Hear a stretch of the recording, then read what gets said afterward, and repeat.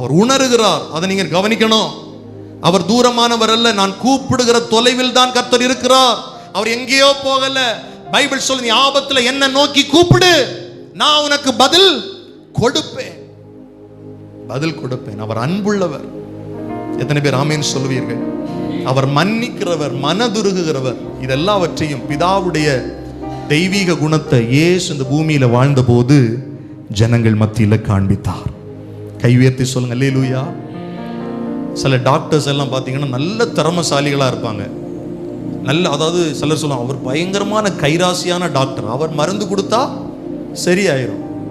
ஆனால் அந்த டாக்டர்ஸில் பலர் என்ன பண்ணுவாங்கன்னா, ஜனங்களிடத்துல கருணையா இல்லைன்னா இரக்கமாக இருக்க மாட்டாங்க.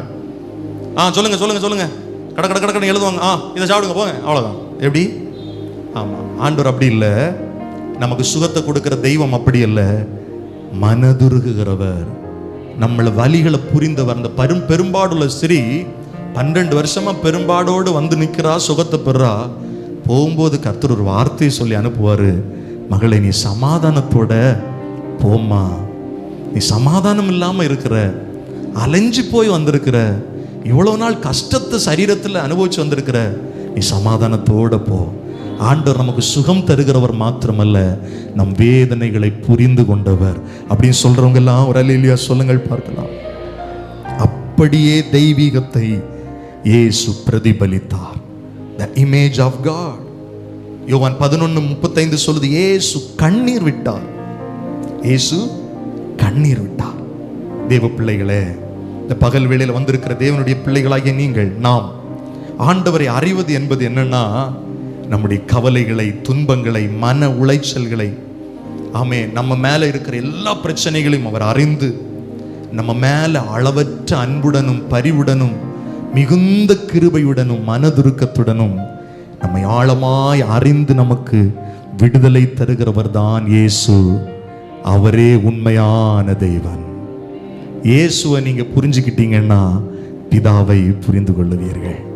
எல்லார் கையை உயர்த்தி, இன்னும் உம்மை அறியணுமே, இன்னும் உம்மை அறியணுமே, இன்னும் கிட்டி சேரணுமே, ஓ இன்னும் சேரணுமே, பிரசன்னம் பிரசன்னம் தேவ பிரசன்னம். கவனிங்க, இரண்டாவது the holiness of God. தெய்வத்துக்குள்ள இருந்த பரிசுத்தம் யாருக்குள்ள இருந்துருச்சு? இயேசுக்குள்ள இருந்துருச்சு. ரொம்ப முக்கியமான பாயிண்ட், பரிசுத்தம். எல்லாம் சொல்லுங்க, பரிசுத்தம். நம்ம ஆராதிக்கிற ஆண்டவர் பரிசுத்தர். பரிசுத்தர்னு சொன்னாலே அது கிறிஸ்தவர்கள் ஆராதிக்கிற தெய்வம் தான், அதுல மாற்றுக்கிறதே கிடையாது. நம்ம ஆண்டவர் பரிசுத்தம் உள்ள தெய்வம். சில நாட்களுக்கு முன்பாக ஒரு சகோதரி நாகர்கோவில் சபைக்கு வந்து கொண்டிருந்தார்கள். அவர்கள் வேறு மார்க்கத்திலிருந்து ரட்சிக்கப்பட்டவர்கள்.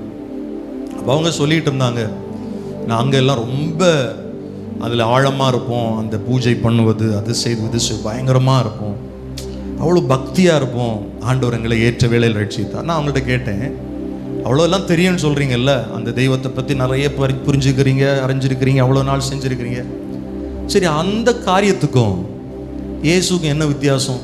ஒற்றை அடி அடிச்சிச்சு, இயேசு பரிசுத்தம் உள்ளவர். ஹல்லேலூயா. அதுக்கு மேலே ஒன்றும் வேண்டாம், தேவையில்லை. நான் என்னெல்லாமோ செஞ்சு பார்த்தேன், எங்கெல்லாமோ போய் பார்த்தேன், யாரெல்லாமோ பார்த்தேன், எல்லாம் எனக்கு தெரியும். ஆனால் அந்த இயேசுக்குள்ள வந்த பிறகு தெரியுது, அவர் பரிசுத்தம் உள்ளவர். ஆமேன் சொல்லுங்கள். ஏ மேஜர், அவர் பரிசுத்தம் உள்ளவர். ஆமேன். கவனிங்க, பரிசுத்தம் என்பது என்ன? பாவமற்ற தன்மை. எல்லாம் சொல்லும், பாவமற்ற. ஆமா, இயேசு கிறிஸ்து இந்த பூமிக்கு வரும்போது மரியாளுக்கு லூக்கா 1வது அதிகாரத்தில் சொல்லப்பட்டிருக்கிறது, பரிசுத்த ஆவி உன்மேல் வரும், உன்னிடத்துல பிறப்பது என்னது? பரிசுத்தம். இங்கே கவனிங்க, இங்கேயே இயேசு மனிதர்களை விட டிஃபர் ஆகிறார். நல்லா விளங்கிக் கொள்ளணும், இயேசுவை புரிந்து கொள்ளணும். ஆனால் தாவீது சொல்றார், என் தாயுடைய துர்குணத்துல நான் என்ன உருவானேன். அப்போ இந்த பூமியில பிறந்த அத்தனை மனிதர்களுக்குள்ளாக ஆதாமுடைய பாவத்தன்மை இருக்கிறது. நல்லா விளங்கிக் கொள்ளணும். பிறக்கிற குழந்தை பாவம் செய்ய முடியாது, ஆனால் பாவத்தன்மையோடு பிறக்கிறது. ஏன்னா அந்த பிள்ளை மனுஷீக தன்மையோடு இருக்கிறது. ஆனால் தெய்வம் இயேசுவை குறித்து பைபிள் சொல்லுகிறது, இயேசு கன்னியின் வயிற்றில் பிறந்தார். அப்படின்னா மரியாளுடைய தன்மை இயேசுக்குள்ள வர வாய்ப்பு இல்ல. ஏன்னா கன்னி யோசேப்புக்கும் மரியாளுக்கும் அதுக்கு முன்னால சம்பந்தமே, உடல் அளவுல சம்பந்தமே இல்ல. அப்போ தெளிவாய் பைபிள் சொல்லுது, இயேசு இந்த பூமியில வரும்போது பரிசுத்தம் உள்ளவராய் வந்தார். ஆனா அதுக்கு பிறகு கூட இயேசுடைய வாழ்க்கையை பார்த்தா கூட அவருடைய இயல்பாகவே அவருடைய வாழ்க்கையில எங்க போனாலும் அவர் பாவம் செய்யாமல் முழுமையான தூய்மையை, பரிசுத்தத்தை அவர் காத்து கொண்டார். அப்ப நம்ம தெளிவா சொல்ல முடியும், இந்த பூமியில் வந்த இயேசு ஒருவரே பரிசுத்தர். காரணம் என்னன்னா அவர் தேவாதி தேவன், தேவனுடைய தற்ஸ்வரூபம். ஆமென். போட்டோ பிடிச்சா போட்டோல எல்லாம் சொல்லுவாங்களே, இருக்கிறது தான் வரும். நான் எல்லாம் போட்டோ எடுத்துட்டு அந்த அவங்க கேமரா கொஞ்சம் என்ன கொஞ்சம் பிரைட்டா காமிங்க, நிறைய பேர் என்கிட்ட சொல்லியிருக்கிறேன், இருக்கிறது தான் வரும் எல்லாம் சொல்லி, இருக்கிறது தான். இயேசு வாழ்ந்தார்ல பரிசுத்தமா, இருக்கிறது தான் வரும். அதுதான் இமேஜ் ஆஃப் காட். ஏன் இருக்கிறது வரும்னா அவர் தேவாதி தேவன், அவர் பரிசுத்தருங்க, அவர் பேரே பரிசுத்தர் தான். ஹல்லேலூயா. பைபிள் சொல்லுது, எபிரேயர் 7வது அதிகாரம் 26வது வசனம் சொல்லுது, பரிசுத்தரும் குற்றமற்றவரும் மாசில்லாதவரும் பாவிகளுக்கு விலகினவர். எல்லாம் சொல்லுங்க, பரிசுத்தர், குற்றமற்றவர், மாசில்லாதவர், பாவிகளுக்கு விலகினவர், வானங்களிலும் உயர்ந்தவருமாயிருக்கிற இவ்விதமான பிரதான ஆசாரியரே நமக்கு ஏற்றவராய் இருக்கிறார். இந்த ஒரு வசனத்துல ஆண்டவரை எப்படி சொல்றாங்க அப்படின்னா, அவர் பரிசுத்தர், மாசு இல்லாதவர், குற்றமற்றவர். ஆமீன் சொல்லுங்கள், சத்தமா சொல்லுங்க அல்லேலூயா. பாவிகளுக்கு விலகினவர், பாவிகளுக்கு விலகினவர். நல்லா விளங்கிக் கொள்ளணும், கர்த்தர் பரிசுத்தரா இருக்கிறார். அப்போ நாம ஆண்டவரை நெருங்க நம்முடைய வாழ்க்கை வெளிப்படுது. நல்லா கவனிங்க, நம்ம ஆண்டவரை நெருங்க நாம யாருங்கிறது நமக்கு வெளிப்படும். இயேசு யார்? 1 பேதுரு 2:22 சொல்லுது, அவர் பாவம் செய்யவில்லை. எல்லாம் சொல்ல, பாவம் செய்ய, சத்தமா சொல்ல, பாவம் செய்ய. ஐயா, பரிசுத்தமா இந்த பூமிக்கு அவர் வந்தார். இந்த பூமியில இருக்கும்போது அவர் பாவம் செய்யவில்லை. அவருடைய வாயில் வஞ்சனை காணப்படவும் இல்லை. யோவான் 8:46 சொல்லுது, இயேசுவே சொன்னார், என்னிடத்தில் பாவம் உண்டென்று உங்களில் யார் என்னை குற்றப்படுத்த கூடும்? நான் சத்தியத்தை சொல்லி இருக்க நீங்கள் ஏன் என்னை விசுவாசிக்கவில்லை? அப்போ ஆண்டவர் இயேசு மனதுருக்கம் உள்ளவர் மாத்திரமல்ல, அவர் பரிசுத்தம் உள்ள தேவன், குறைவற்றவர். இயேசு பாவிகளிடத்தில் அன்பு கூர்ந்தார், ஆனால் பாவத்தை வெறுத்தார். நல்லா விளங்கிக் கொள்ளணும், பாவத்தை வெறுக்கிறார், பாவிகளை நேசிக்கிறார். எத்தனை பேருக்கு நான் சொல்ற விளங்குது? ஆமா, அநேக பாவிகளை கர்த்தர் மன்னித்து அவர்களுக்கு மறுவாழ்வு கொடுத்தார் இயேசு வாழ்ந்த நாட்களில். இன்றைக்கும் இந்த இடத்துல நாம வந்ததற்கு பிரதான நோக்கமே, என் பாவத்தை அவர் மன்னித்திருக்கிறார், என்னை அவர் நேசிக்கிறார். நான் செஞ்ச பாவத்தை அவர் அருவருக்கலாம், ஆனா என்ன அவர் நேசிக்கிறார். கை உயர்த்தி சொல்லுங்க அல்லேலூயா. ஆமென்.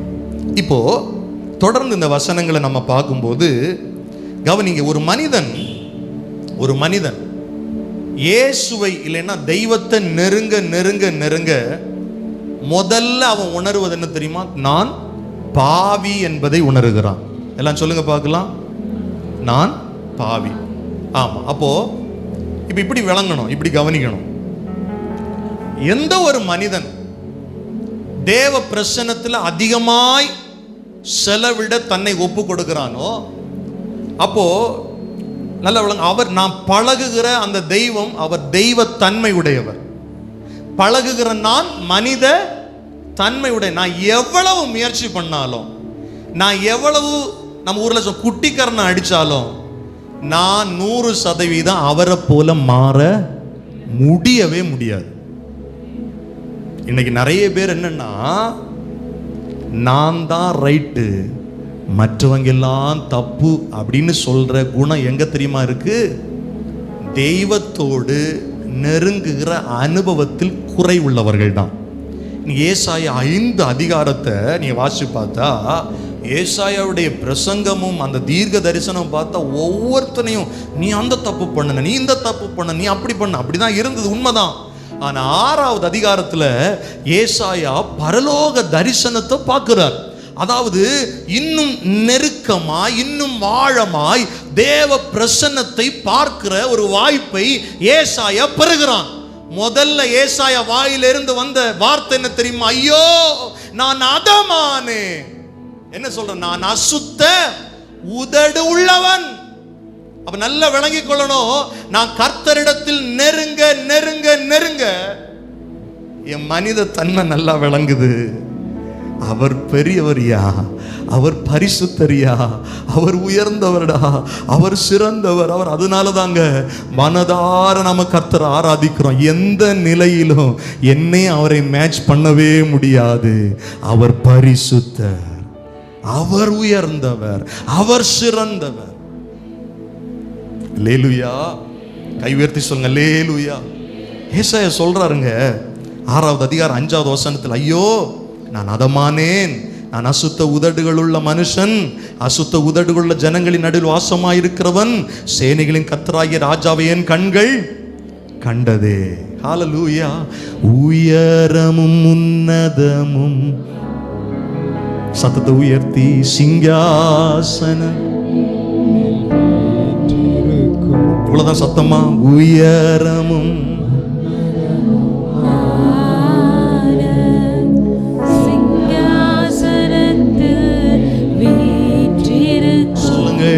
சேனைகளின்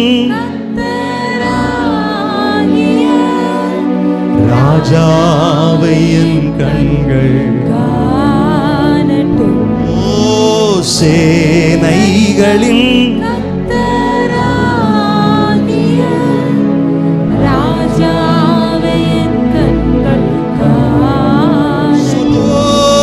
சேனைகளின் கையை உயர்த்தியே, சேனை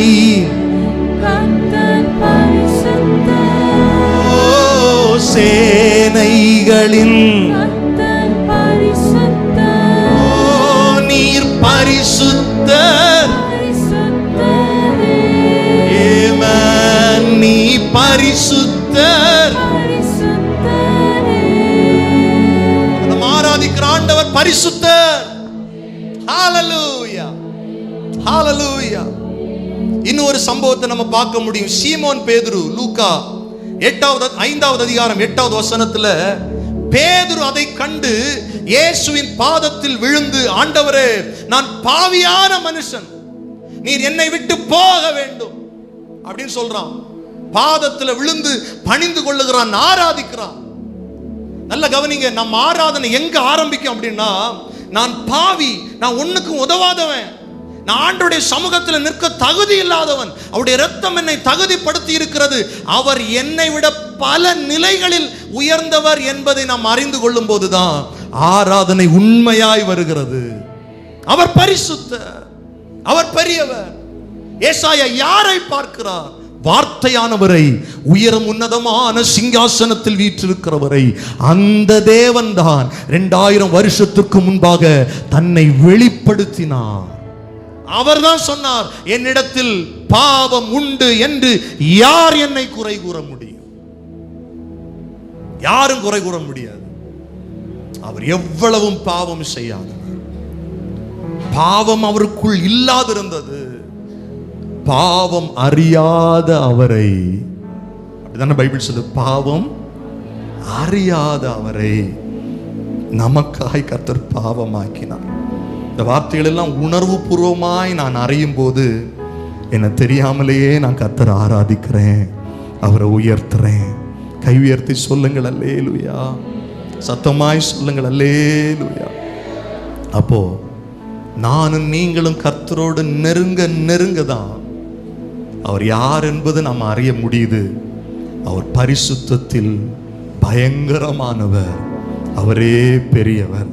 அப்ப இரண்டாவது, இயேசுவை நாம் அறிவது என்பது அவர் அன்புள்ளவர் தான், மனதுள் உருக்கமுள்ளவர் தான், எல்லாவற்றையும் விட அவர் பரிசுத்தம் உள்ளவர்.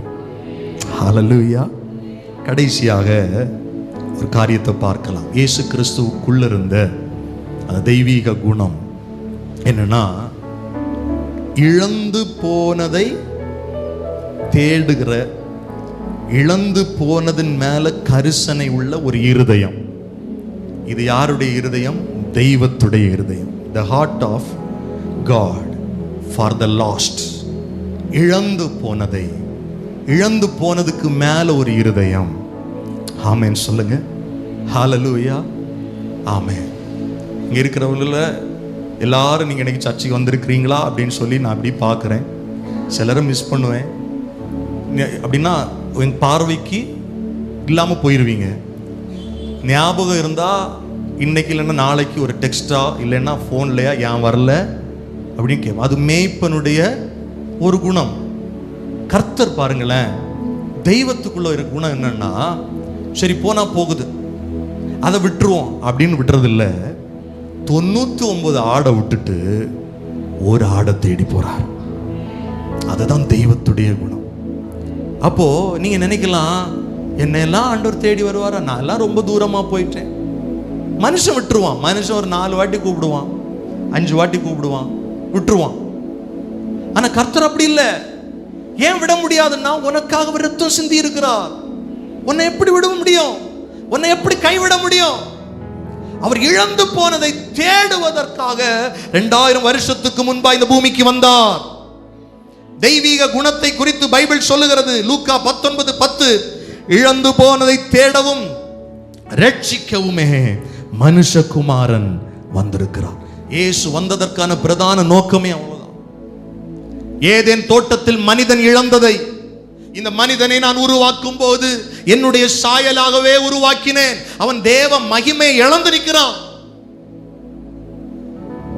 என் சாயலாக மனுஷனை பார்த்தா அவனுக்குள்ள இருக்கிற குணாதி கேரக்டர் எப்படி பிரதிபலிக்கணும்னா, ஓ இவன் கர்த்தரால் உருவாக்கப்பட்ட தேவ சாயல், அப்ப இவனுக்குள்ள இருக்கிற சில கேரக்டர்ஸ் தெய்வத்துக்கும் பொருந்துமே அப்படின்னு நினைச்சு பார்க்கணும். ஆனா முழுவதுமாய் தேவ மகிமையை, அந்த தேவ சாயலை மனிதன் இழந்து போனான். ஏதேன் தோட்டத்துல அங்க தொலைஞ்சத தேடுறதுக்கு 2000 வருஷத்துக்கு முன்னால என் இயேசு, என் அப்பன் இந்த பூமிக்கு வந்தார். என்னை தேடி வந்தார். எல்லாம் சொல்லி, என்னை தேடி வந்தார். என்னை தேடி வந்தார். நான் தேடி போகவில்லை, என்ன தேடி, சத்தமா சொல்லலாமா? நான் தேடி போகவில்லை, என்ன தேடி. இப்ப கைய உயர்த்தி, எந்தன் இயேசுவே, எந்தன் எந்தன் இயேசுவே. எசேக்கியேல் 34:16 சொல்லுது, நான் காணாமல் போனதை தேடி, துரத்துண்டதை திரும்ப கொண்டு வந்து, எலும்பு முறிந்ததை காயங்கட்டி, நசல் கொண்டதை திடப்படுத்துவேன். நியாயத்துக்கு தக்கதாய் அவைகளை மேய்த்து புஷ்டியும் பலமும் உள்ளவைகளை அழிப்பேன். நல்லா கவனிங்க. நானும் நீங்களும் ஒரு நாள் காணாமல் போயிருந்தோம், காணியாட்சிக்கு புறம்பாயிருந்தோம், துரத்துண்டவர்களாயிருந்தோம், எலும்பு முறிந்து காயம் உண்டாகி வழியில் கிடந்தோம், நசல் கொண்டதாயிருந்தோம். கர்த்தர் நம்மை தேடி வந்து நம்மை ரட்சித்தார். எத்தனை பேர் ஆமென் சொல்லுவீர்கள்? இது தெய்வீக குணம். மனிதன் செய்ய முடியாத ஒரு காரியம். அவன் எக்கேடு கிட்ட போனா என்ன, எனக்கு என்ன? இது மனித இயல்பு. நமக்கு விரோதமாக தானே அவன் பாவம் செஞ்சான், கலகம் பண்ணினான், நம்மளை தானே எதிர்த்து நின்னா. பரலோகத்தில் இப்படிப்பட்ட கான்வர்சேஷன் வரல. ஜனங்களுக்காய் பரிதபிக்கப்பட்டு இயேசு தன்னுடைய வாயினால் சொன்ன வார்த்தைகள் பைபிள்ல சொல்லப்பட்டிருக்கு. நான் போகிறேன், புஸ்தக சுருளில் என்னை குறித்து எழுதப்பட்டதை நிறைவேற்றும்படி நான் இந்த பூமிக்கு போகிறேன், மனித சாயலாகவே போகிறேன். அவர் நம்மை தேடி வந்தார், அவரே தன்னுடைய ஜீவனை கொடுத்தார். இயேசு சொன்ன, நான் கொடுக்கலன்னா எவனும் என்கிட்ட இருந்து எடுக்க முடியாது, நானே கொடுக்கிறேன். இயேசு எனக்காய் தன்னுடைய ஜீவனை தந்தார், என்னை தேடி வந்தார்.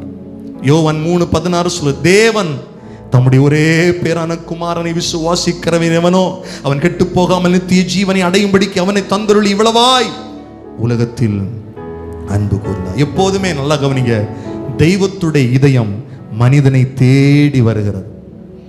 ஆமென், ஹல்லேலூயா. அவர் நம்மளை தேடி வருகிறார். சகைவை தேடி போனார். பார்க்கணும்னு ஆசையா இருந்த சகை விட்டு சொன்னார், நான் என்னை உன் வீட்டுக்குள்ள வரணும், உன் கூட நான் வந்து சாப்பிடணும், சீக்கிரமா வா, நான் உன் கூட தங்கணும், சீக்கிரமா வா. சகையு, நீ என்ன பார்க்க ஆவலா இருக்க, நான் உன்னை ரட்சிக்க ஆவலா இருக்கிறேன். இன்னைக்கு கர்த்தரை தேடி வந்திருக்கிற தேவ பிள்ளையே, நம்மையும் நம்முடைய குடும்பங்களை ரட்சிக்க கர்த்தர் ஆவலா இருக்கிறார். சொல்ற, சீக்கிரமா வா, நீ சீக்கிரமா வா, சீக்கிரமா நான் உனக்கு ரட்சிப்பு தரப்போறேன். இழந்து போனதை தேடவும். எல்லாரும் சொல்றாங்க, இவன் பாவி, இவன் டாக்ஸ் கலெக்ட் பண்றான், அநியாயமா வசூல் பண்றான். ஆனா அவனுக்குள்ள இயேசு எப்படிப்பட்டவரோ என்று பார்க்க வேண்டும் என்ற வாஞ்சை இருந்தது. ஒரே நாள்ல கர்த்தர் அவனுக்கு முழு ரட்சிப்பு கொடுக்கிறார். அவர் சொல்றாரு, இன்றைக்கு உனக்கு மட்டும் இல்ல, இந்த வீட்டுக்கு ரட்சிப்பு. அப்படின்னா உன் மனைவிக்கு ரட்சிப்பு, உன் பிள்ளைக்கு ரட்சிப்பு, உன் பேர பிள்ளைகளுக்கு ரட்சிப்பு, உன்னுடைய மருமக்கமாருக்கு ரட்சிப்பு. நீ என்ன அறிந்து தேடணும்னு வாஞ்சியா வந்ததுனால நான் இந்த வீட்டுக்கு வந்து உன் குடும்பத்தையே ரட்சித்திருக்கிறேன். எத்தனை பேர் ஆமென் சொல்லுவீர்கள்? என் குடும்பத்தை கர்த்தர் தேடி வந்தார் என்று சொல்லுகிறவர்கள் நல்ல கையை தட்டி கர்த்தருக்கு ஸ்தோத்திரம் பண்ணுங்க. ஹல்லேலூயா. நானும் நீங்களும் பாவிகளா இருக்கையில் கிறிஸ்து நம்மை தேடி வந்தார். இந்த சபையில கர்த்தர் இன்னைக்கு தேடி வந்திருக்கிறார், இழந்து போனதை தேடி வந்திருக்கிறார். ஹல்லேலூயா. கரம் உயர்த்தி சொல்லுங்க, அல்லேலூயா, ஹல்லேலூயா. ஆண்டவர் இந்த உலகத்துல ஒர்த்தானதை தேடி போகல, காணாமல் போனதை தான் தேடி வந்தார். பைபிள் சொல்லுது, பலவான்களை வெட்கப்படுத்தும்படி பலவீனர்களை கர்த்தர் தெரிந்து கொண்டார். என்னையும் தேடி வந்தீங்களப்பா, உமக்கு ஸ்தோத்திரம். இதுதான் தெய்வீகத்தை இயேசு இந்த பூமியிலே பிரதிபலித்த 3 காரியங்கள். ஒன்று, நிறைய உண்டு, நிறைய சொல்லலாம், செய்தியில் எல்லாம் சொல்லுவதற்கு நமக்கு நேரம் இல்லை. முதலாவது நம்ம பார்த்தோம் அவருடைய மனதுருக்கம், இரண்டாவதுடைய பரிசுத்தம், மூன்றாவது இழந்ததை தேடுகிற இருதயம் இயேசுக்குள்ள இருந்தது. ஆமென். காணாமல் போனவைகளை நான் தேடி வரணுமே. காணாமல் போன இவனும் ஆபிரகாமுடைய குமாரனாய் இருக்கிறானே. எல்லாரும் அப்படி எழுந்து நிற்கலாமா? இயேசுவை அறிந்து கொள்ளுகிறோம். கர்த்தரே பெரியவர், அவரே பரிசுத்தர், பரிசுத்தர், பரிசுத்தர். ஹல்லேலூயா.